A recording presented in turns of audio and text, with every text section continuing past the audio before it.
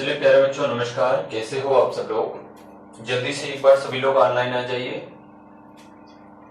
एक बार आप लोग सभी लोग लिंक को शेयर कर दो और ऑनलाइन आ जाइए। तो कल मेरे प्यारे बच्चों हम लोगों ने घोष के आधार पर सीख लिया था। घोष के आधार पर हम लोगों ने सीख लिया था। आज व्यंजन के और प्रकारों को हम सबको सीखना है। ठीक है, और प्रकारों को हम सबको सीखना है। जल्दी से आप लोग ऑनलाइन आ जाइए, फिर हम कहानी को आगे बढ़ाना शुरू कर दें। जल्दी जल्दी सभी बच्चे लाइव आ जाएं।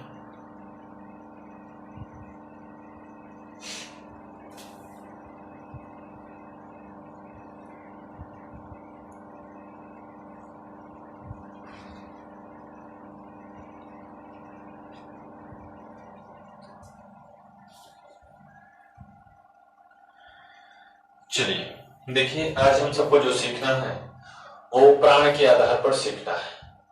प्राण प्राण मतलब होता है श्वास। श्वास, ठीक है, के आधार पर। आधार पर व्यंजन, ठीक है। तो यदि प्राण के आधार पर हम लोग बात करें तो ये दो प्रकार के होंगे। एक होगा अल्प प्राण, अल्प प्राण, और एक दूसरा होगा महाप्राण। ठीक है, अल्प प्राण और महाप्राण। ठीक है, अल्प प्राण के बारे में यदि हम बात करें तो अल्प प्राण वे व्यंजन होंगे जिनके लिए कम श्वास की आवश्यकता होती है। ठीक है, ऐसे वर्ण जिनके लिए या जिनके उच्चारण में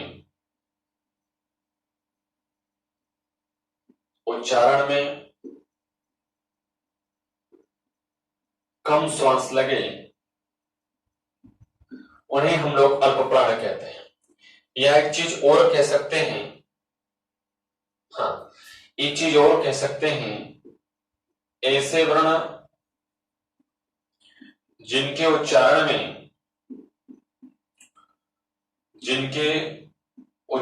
में स्वतंत्रया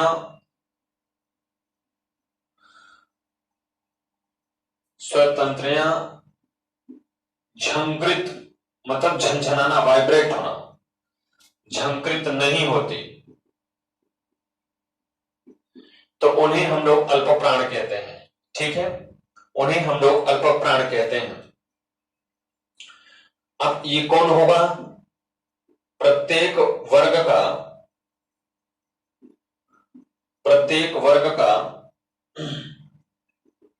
प्रथम व तृतीय वर्ण अल्प प्राण होते हैं।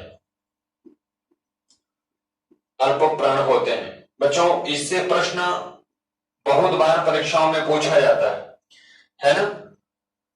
तो प्रथम और तृतीय वर्ण जो होते हैं वो क्या होते हैं? वो हमेशा अल्प प्राण कहलाते हैं। ऐसे वर्ण जिनके लिए स्वतंत्र या झंकृत नहीं होती उन्हें हम लोग अल्प प्राण कहते हैं। ऐसे वर्ण जिनके उच्चारण में कम श्वास लगे उन्हें अल्प प्राण कहते हैं। और इसी का जस्ट उल्टा हम लोग बात करें तो ऐसे वर्ण जिनके उच्चारण में अधिक श्वास लगे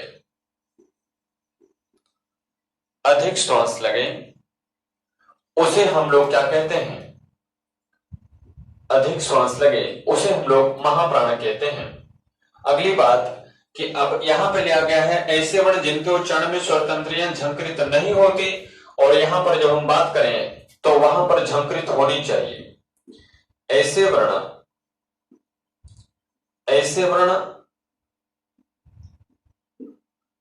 जिनके उच्चारण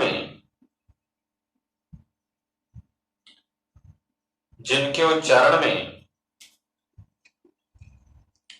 स्वतंत्रया झंकृत होती हैं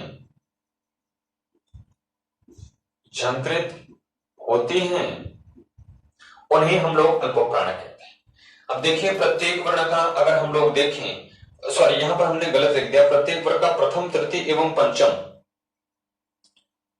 प्रथम तृतीय एवं पंचम वर्ण अल्पप्राण होता है, अल्पप्राण है। ठीक है, अब यहां पर अगर ऐसे ही बात करें तो हम यहां पर कह सकते हैं प्रत्येक वर्ग के कौन कौन से बच्चे हैं, द्वितीय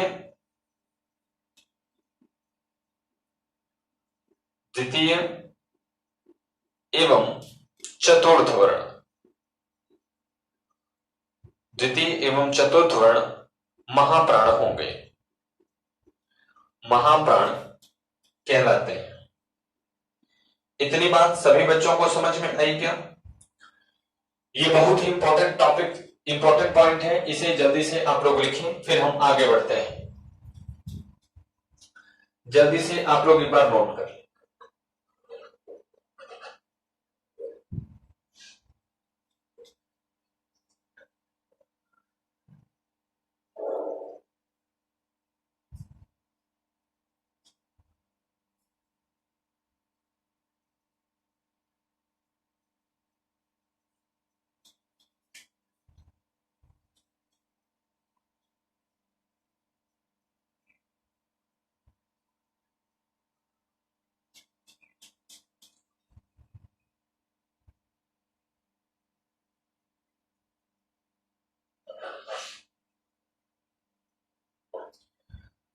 लिख ले भाई।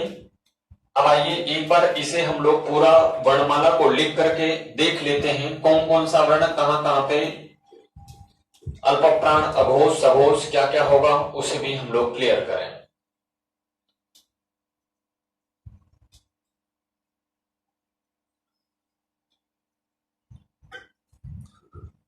आप जहां भी बैठे हो, जब मैं बोला करूं तो वहां से आप लोग रिपीट किया करो, ठीक है? जब आप बोलोगे तो इन चीजों का उच्चारण आपको सही सही आएगा, और भाषा है तो उच्चारण बहुत जरूरी है, आप जानते हैं। यदि उच्चारण गलत हुआ तो गलत हो जाएगा पूरी भाषा, इसलिए आप लोग इस चीज को बहुत अच्छे से सीखते चले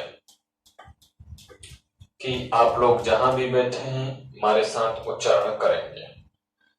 आइए लिखते हैं। मैंने लिखा क, ख, ग, घ, ङ। इसे अंग नहीं कहेंगे, ङ कहेंगे, ठीक है? च, छ, ज, झ, ञ, ट, ठ, ड, ढ, ण।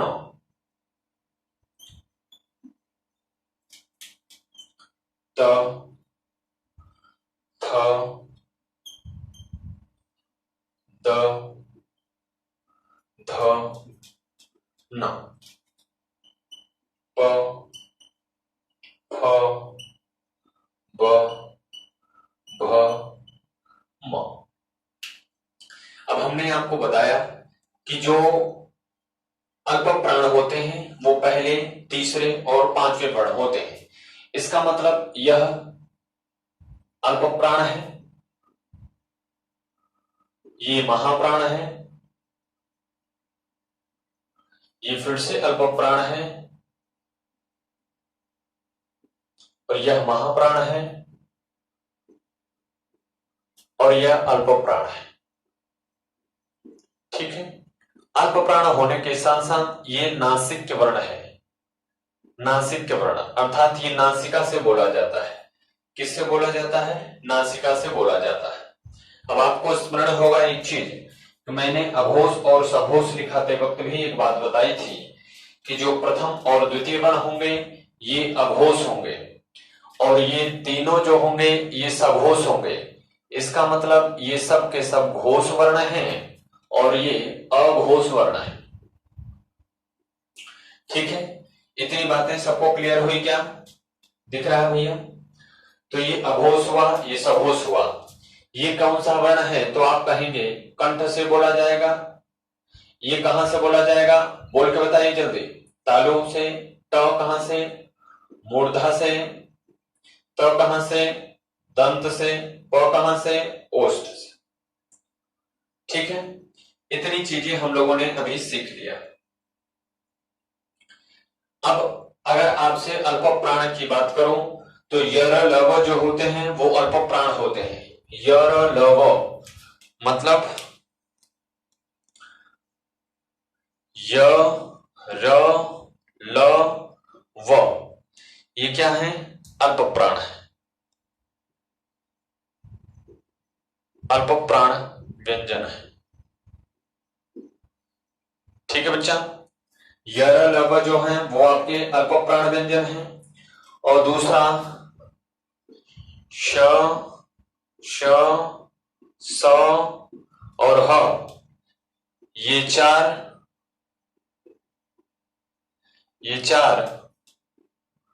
महाप्राण व्यंजन है। ठीक है, ये चार महाप्राण व्यंजन है। यर लव ये अल्प प्राण व्यंजन है और श, स, श, ह ये महाप्राण व्यंजन है।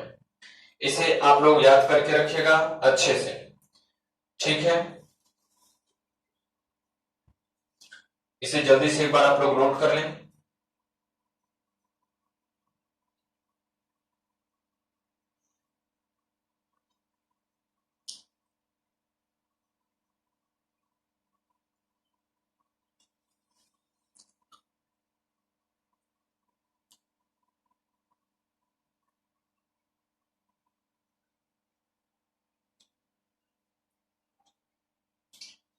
अब आइए, स, र, ल ये तीनों जो हैं इनका और व का, इनका उच्चारण थोड़ा विशेष स्थान से होता है, उसे भी हम लोग एक बार सीखें फिर आगे बढ़ते हैं।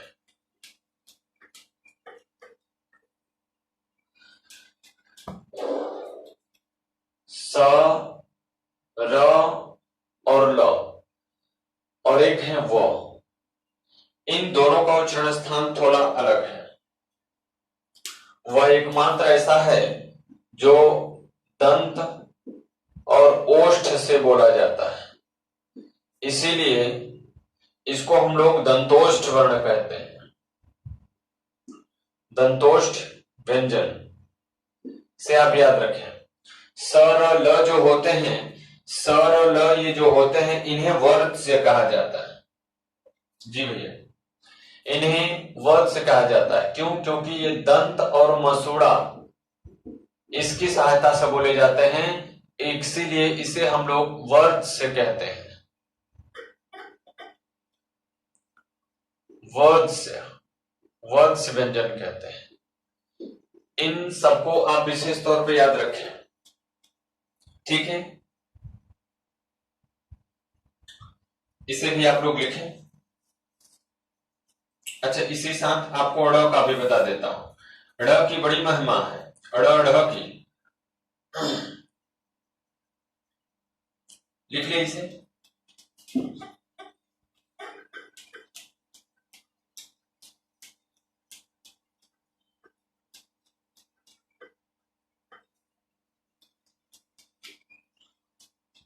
अड़ देखते चले। ण और ढ, ण और ढ। देखिए, ये अल्प प्राण है, अल्प प्राण है, तो ये क्या है? महाप्राण है। ठीक है, ये अल्प प्राण है, ये महाप्राण प्राण है। ठीक है, और दोनों के दोनों अघोष हैं, दोनों के दोनों अघोष हैं। ठीक है, ये विशिष्ट वर्ण है। हाँ, तो इनका नाम क्या है? जरा ये नाम से ही बहुत फेमस है, इनके नामों को ही समझिए। तो नाम हमने इनका कहा था कि इन्हें उच्छिष्ट व्यंजन कहते हैं, उच्छिष्ट व्यंजन कहते हैं, इन्हें उच्छ्रित व्यंजन कहते हैं,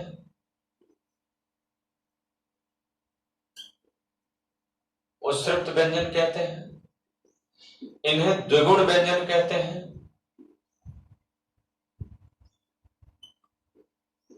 इन्हें द्विगुण व्यंजन कहते हैं,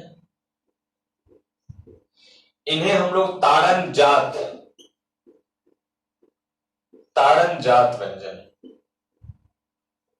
या वर्ण कहते हैं। ठीक है, इन्हें हम लोग संकर वर्ण कहते हैं,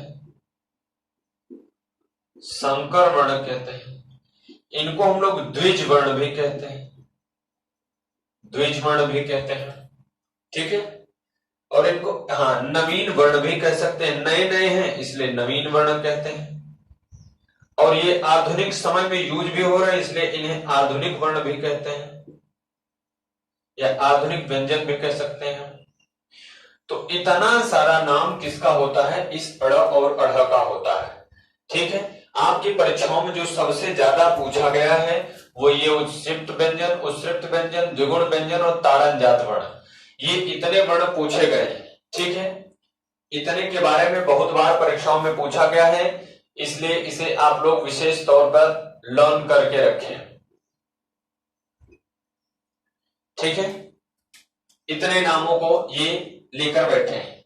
ऐसे ही हम लोग यदि अब देखें तो आपको लगभग मैंने सभी का उच्चारण स्थान के आधार पर, सभी के आधार पर आपको बता दिए हैं। अब एक बार पूरा आपको और बताते चलते हैं। दो ऐसे वर्ण हैं जिन्हें अयोगवाह कहा जाता है। अयोगवाह कौन कौन है? अंग और अह। ठीक है, आगत कौन कौन से हैं? आगत वर्ण ज और फ, ज और फ, ये इनके नीचे जो नुक्ता लगा है इसी के कारण इन्हें कहा जाता है। ठीक है, इनके नीचे जो ये नुक्ता लगा है इसी के कारण कहा जाता है नुक्ता। इसे भी जान जाएं, ये जो नीचे नीचे रहता है इसे हम लोग हिंदी में नुक्ता कहते हैं। ठीक है, नुक्ता। क्लियर हुआ? संकर क्यों कहते हैं इसे आप लोग जानते हैं? देखें, ये संकर मतलब होता है हाइब्रिड। ये ड जो है वो हिंदी का है, और अगर ये नीचे बिंदी जो ये नुक्ता लगे है ये किसकी है? अरबी या फारसी की है। अब ये दो दो भाषाओं से मिलकर बने हैं, इसीलिए इनको क्या कहते हैं? संकरण वर्ण कहते हैं। द्विज क्यों कहते हैं? द्विज मतलब दोबारा, ज मतलब जन्म होना, जिसका दोबारा जन्म हुआ। ये ड तो एक बार था, ये दोबारा जन्म हुआ तो ड़ बन गया। एक और बड़ी बात आपको बता दूं, ड़ और अढ़ से कभी शब्द शुरू नहीं हो सकते। ड़ और ढ से कभी भी शब्द शुरू नहीं हो सकते, शब्द शुरू नहीं हो सकते।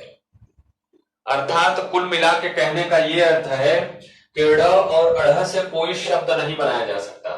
ठीक है, ड़ और ढ से कोई शब्द नहीं बनाया जा सकता। छापे इसे आप सब।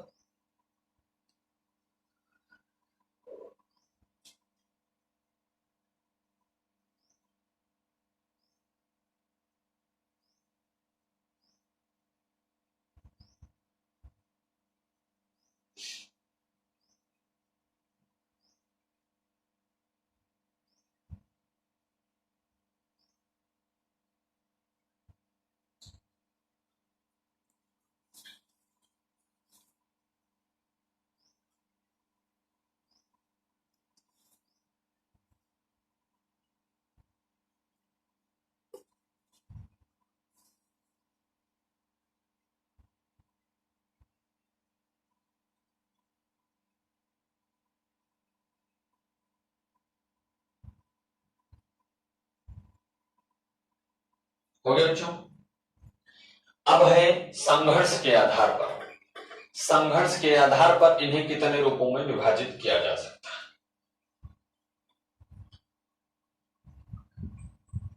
पूरा खेल आपका इन्हीं वर्णों का है।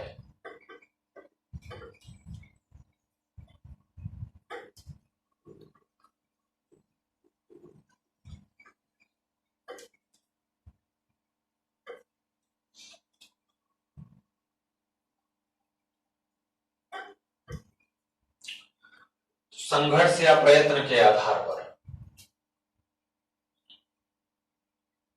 प्रयत्न या संघर्ष के आधार पर व्यंजन के प्रकार। ठीक है, तो अगर हम देखें तो पहला होगा स्पर्श, दूसरा हम कहें तो कहेंगे स्पर्श संघर्षी,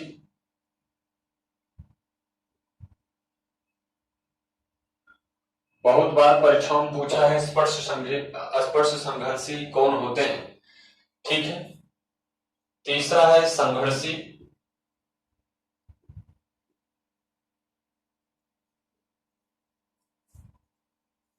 चौथा है पंचमाक्षर,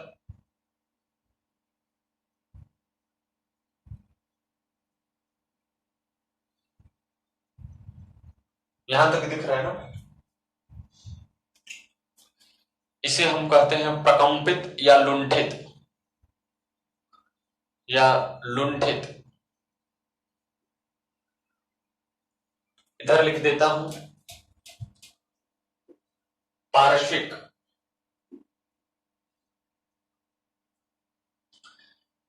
द्विगुण, अयोगवाह। अयोगवाह तो इसमें नहीं आएगा, लिख देता। ठीक, इतने होते हैं। स्पर्श व्यंजन की यदि हम बात करें तो स्पर्श व्यंजन आप सब जानते हैं, क, ख, ग, घ, ङ, च, छ, ज, झ, ञ। अक्षर थोड़े छोटे हैं, आपको नहीं दिखाई दे रहे होंगे तो बोल रहा हूं। ट, ठ, ड, ढ, ण, त, थ, द, ध, न, प, फ, ब, भ, म। याद रखिए, ये तो स्पर्श संघर्षी है, स्पर्श व्यंजन है, लेकिन इसमें से च, छ, ज, झ, ञ को नहीं माना जाता है। च, छ, ज, झ, ञ को नहीं माना जाता है। च, छ, ज, झ को कहां रखा गया है? स्पर्श संघर्षी में रखा गया है। कहां रखा गया है प्यारे बच्चों? इसमें रखा गया है स्पर्श संघर्षी में। च, छ, ज, झ, ञ। लेकिन जैसे ही यहां पर हम बात करते हैं वैसे ही ये ञ इस कैटेगरी में से कट जाता है। तो प्रश्न बनता है कौन सा वर्ण स्पर्श संघर्षी व्यंजन नहीं है? तो आप कहेंगे ञ। ञ क्या है? स्पर्श संघर्षी व्यंजन नहीं है। अब देखिए, इसका नाम है संघर्षी, या इसी का नाम कभी कभी परीक्षाओं में उष्म संघर्षी के नाम से भी पूछा जाता है। उष्म संघर्षी। तो उष्म संघर्षी के बाद में यदि पूछे तो आप बताएंगे श, स, स, ह। श, श, स और ह, ये उष्म संघर्षी व्यंजन है। ठीक है, पंचमाक्षर कौन है? तो पंचमाक्षर आपका है ङ, ञ,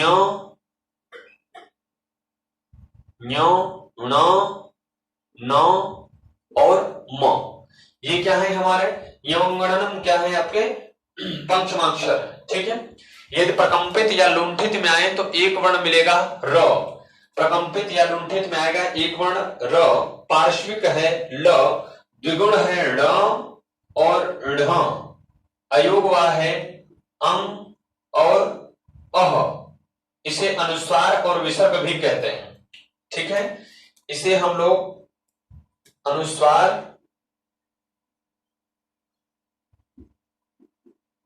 और इसे विसर्ग भी कहते हैं। ठीक है प्यारे बच्चों, इतनी चीजें आपने सीखा। ठीक है। तो यदि आपसे कोई पूछे स्पर्श व्यंजन कितने हैं संघर्ष के आधार पर, तो आप कितने कहेंगे? 20। स्पर्श संघर्ष कितने हैं तो आप कहेंगे 4। उष्म संघर्ष या संघर्ष कितने हैं तो आप कहेंगे 4। पंचमाक्षर कितने हैं आप कहेंगे 5। प्रकंपित कितने हैं तो 1। पार्श्विक कितने हैं आप कहेंगे 1। द्विगुण व्यंजन कितने हैं आप कहेंगे 2। अयोगवाह कितने हैं तो आप कहेंगे 2। अनुस्वार या विसर्ग कितने हैं आप इसको जान गए। ठीक है। तो यहां पर हम अयोगवाह के बारे में नहीं लिख रहे हैं क्योंकि अयोगवाह इसमें नहीं आएगा, उसे हम सामान्य तरीकों में देखेंगे। तो द्विगुण व्यंजन तक आप इसे नोट कर लें। तो जितने भी आधार पे बांटे जा सकते थे उतने आधार पर मैंने आपको बांट करके दिखा दिए। अब एक बार सामान्य तरीके से हम लोग पूरा देखेंगे।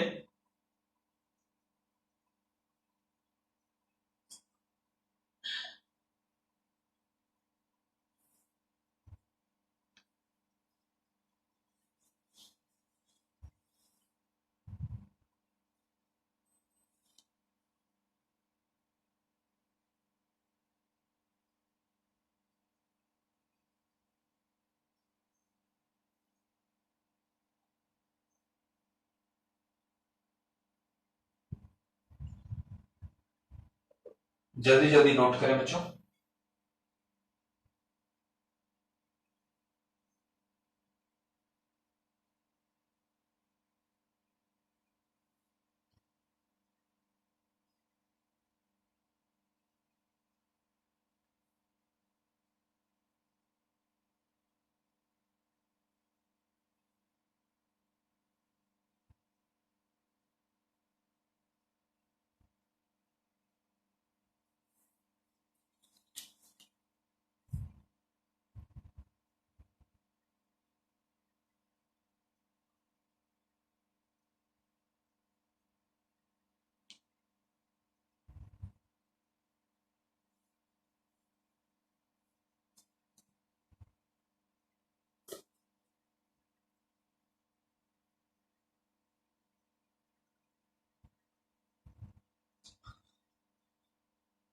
लिखिए भाई।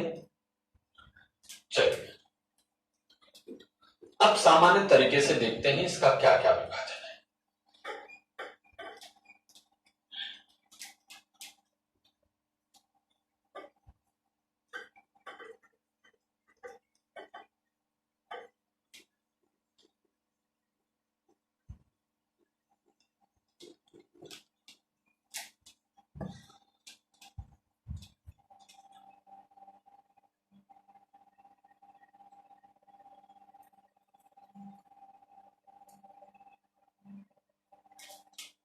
चलिए अब सामान्य तरीके से अगर हम लोग देखें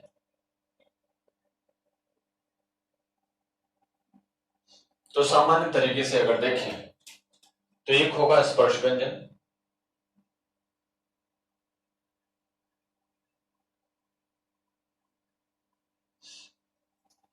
ठीक है। स्पर्श व्यंजन,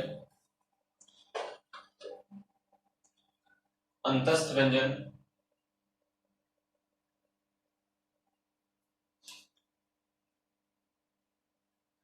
उष्ण व्यंजन। उष्ण व्यंजन देखिए याद रखिएगा, ये सब जितनी भी चीजें अगर इसे आप समझ गए तो सब काम आपका आसान हो जाएगा। ठीक है।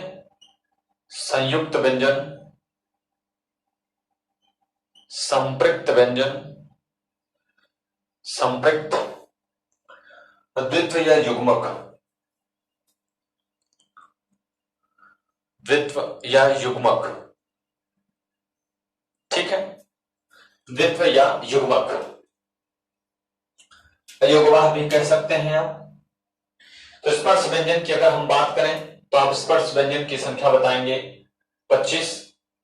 कंठ से बोला जाएगा क वर्ग। ठीक है। तालु से आपका बोला जाएगा च वर्ग। मूर्धा से बोला जाएगा ट वर्ग। अब आप जान गए हैं, बोलते रहिए मेरे साथ। दंत से बोला जाएगा त वर्ग। ओष्ठ से बोला जाएगा प वर्ग। ठीक सर, इतनी चीजें हम लोगों ने सीखा। ठीक है, अब यहीं पे लिखते हैं य र ल व श श श ह। ठीक है जी। अब देखिए, ये कंठ से बोला जाता है, क कंठ से बोला जाता है, तो यह भी आपका कंठ से ही बोला जाएगा। क्या सही बात कह रहा हूं? नहीं।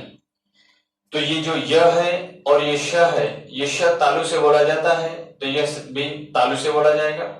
र श, ये श मूर्धा से बोला जाता है, तो इसे भी मूर्धा से बोलेंगे। श दंत से बोला जाता है, ल भी दंत से बोला जाएगा। अभी आपको दंत मसूड़ा बताया था, इसके लिए याद रखिएगा, सरल जो होते हैं वो दंत मसूड़ा होते हैं, लेकिन इसका अगर दंत मसूड़ा नहीं है, वत्स नहीं है, तो आप ये लगाएंगे ह और व, इन दोनों के लिए विशेष बात है। अगर हम व की बात करें तो वो इस इकलौता एक ऐसा व्यंजन है, इकलौता एक ऐसा व्यंजन है जो दांत और ओठ से बोला जाता है, इसीलिए इसको हम लोग दंतोष्ठ कहते हैं। क्यों? क्योंकि ये दंत और ओष्ठ की मदद से बोला जाता है। ठीक है, दंत और ओष्ठ की मदद से ये बोला जाता है। ह के बारे में हमने आपको बहुत सारी बातें बताई हैं।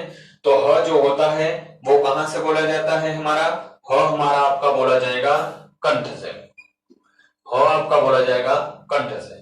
इतनी बात क्लियर हुई क्या? अब हमारी जो होती है छत्र और ज्ञ और स्र, ये हमारे संयुक्त होते हैं। अब संपृक्त के बारे में बात करिए। जैसे मैं कुछ बात लिखता हूं, मैंने लिखा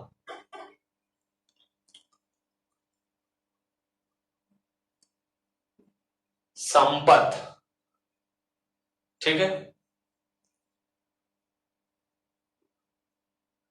चंडाल, चांडाल, है ना,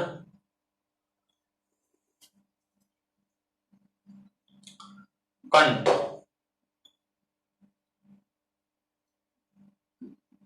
सिंधु, पक्का, कुत्ता,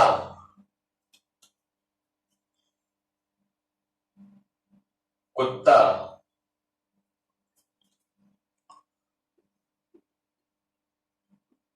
सच्चाई,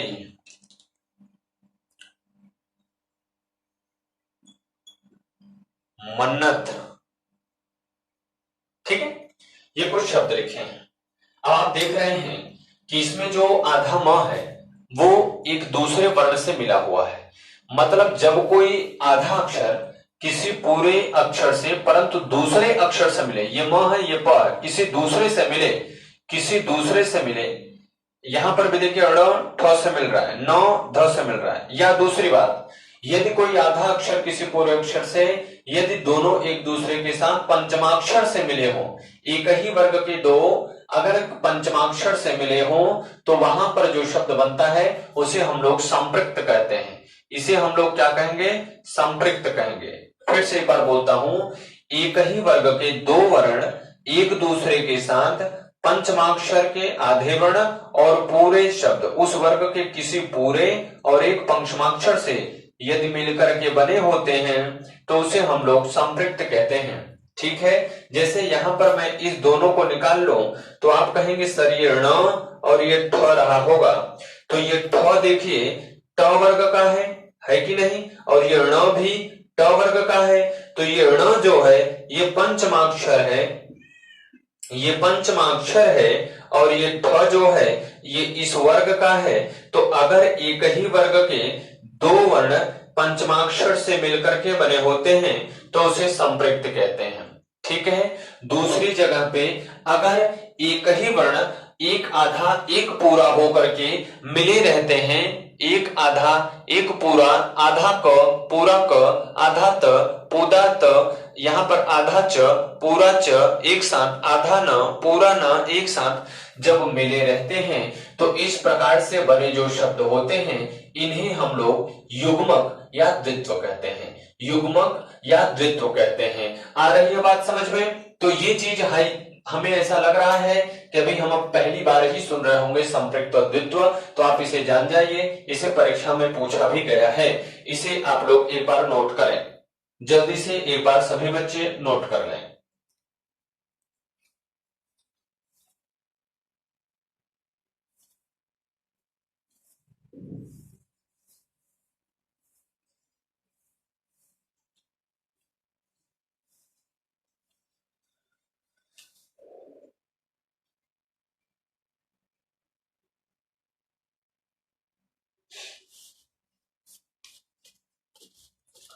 तो वर्ण और वर्णमाला से जितने भी प्रश्न आते हैं 3 लेक्चर में आपके वो वर्ण और वर्णमाला के सभी प्रश्नों को मैंने यहां पर कवर कर दिया है। ठीक है प्यारे बच्चों, वर्ण और वर्णमाला के सभी प्रश्नों को यहां पर मैंने कवर कर दिया है।